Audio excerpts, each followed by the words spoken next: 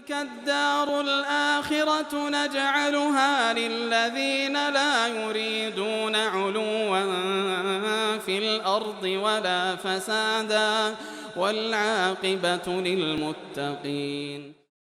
Ini Ustadz, saya bacakan di kolom chat dari Pak Al-Jaini mau bertanya bagaimana kita tidak mau vaksin sedangkan vaksin adalah program pemerintah. Apakah kita berhak menolak atau kita ikut vaksin sementara ini adalah program pemerintah?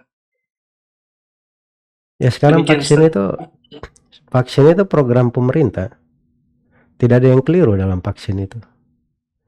Kalau ada yang berkata begini dan begitu, nah itu kan pembahasan yang dibahas. Ya kalau bersilam pendapat, yang dipegang itu ucapan pemerintah. Nah, itu selalu Nabi memberi kaidah seperti itu. Dalam hadits riwayat Bukhari dan Muslim, Rasulullah bersabda, "Talzam jama'atal muslimin wa imamahum." Kamu komitmen bersama jemaah, kebersamaan kaum muslimin dan pemimpin mereka. Sebab dalam kebersamaan itu ada keberkahan. Kadang kita tidak suka, tidak setuju. Pendapat saya pendapat lain. Tapi orang yang berjamaah itu, dia tidak ikuti pendapat pribadi, dia ikuti kebanyakan orang. Padahal yang di dalamnya ada kebersamaan. Sepanjang hal itu bukan maksiat. Sepanjang hal tersebut bukan maksiat. Nah itu sudah diterangkan oleh orang-orang ahli, orang-orang di bidang kesehatan bahwa vaksin itu bukan hal yang berbahaya kalau dilakukan sesuai dengan prosedurnya. Kan ada ketentuan-ketentuan mereka juga saya terangkan. Dalam kondisi begini dan dalam kondisi begitu. Kalau mungkin ada kejadian-kejadian terjadi efek begini dan begitu, mungkin ada sebagian hal yang kadang terjadi pada sebagian orang, mungkin karena dia tidak mengindahkan sebagian dari peraturan dan sebagainya. Jadi pada dasarnya sepanjang pemerintah itu memberi di program vaksin dan tidak ada pelanggaran syariat di situ, kita tidak boleh mengganggu-gugat. Itu wewenang pemerintah. Apalagi dalam menghadapi pandemi seperti ini. Iya.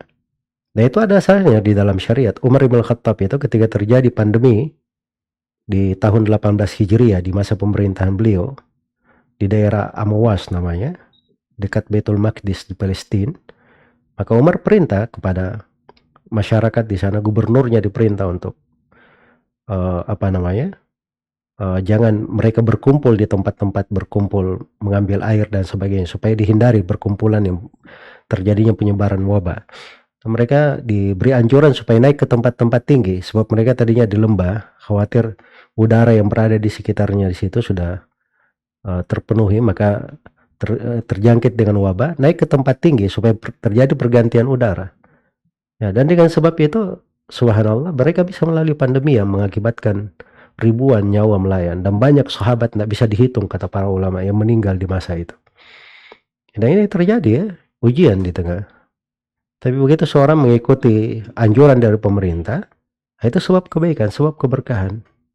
Ujian itu ada di kapan saja, cuman berbeda bentuk ujiannya, jenis dari cobaannya.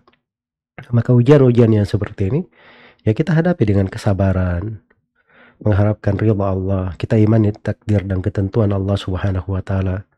Ya, kita bersama pemimpin kepala negara itu pintu ketaatan. Jangan sampai kita kena ujian yang masuk dalam hal yang kadang subhanallah bisa menjatuhkan kita ke dalam dosa yang lebih banyak lagi.